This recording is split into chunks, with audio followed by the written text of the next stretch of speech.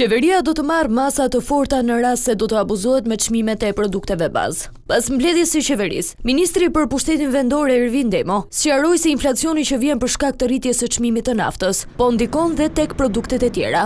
Por sipas tij do të garantohet një mekanizëm që të lehtësohet bara ndaj qytetarëve.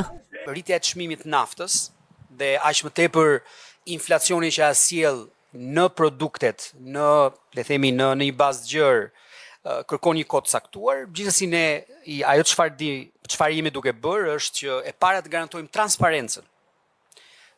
Duke filluar jo vetëm me produktet bazë, por patjetër edhe me produktet si nafta ose që kanë të bëjnë me energjinë, që ne të garantojmë që mos ketë spekulim në treg, se kjo është gjë e parë që ne duhet kuptojmë. Ne duhet të garantojmë që në treg nuk mund të përdoret kjo situatë për të spekuluar në kurriz qytetarëve.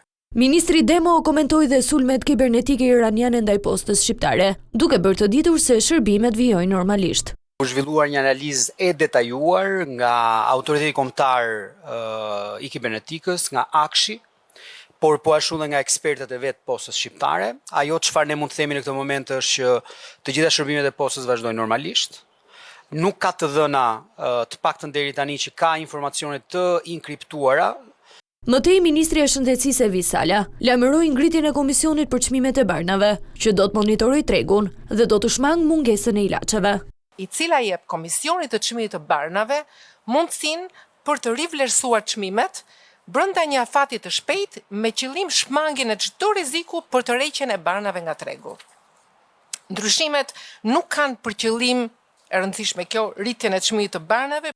Ndërkohë, ajo tha se brenda vitit 2027 synohet të rimbursohet trajtimi për personat e prekur nga diabeti tipit 1, ndërsa sqaroi se koncencioni i sterilizimit tashmë i ka kaluar shtetit dhe funksionon normalisht.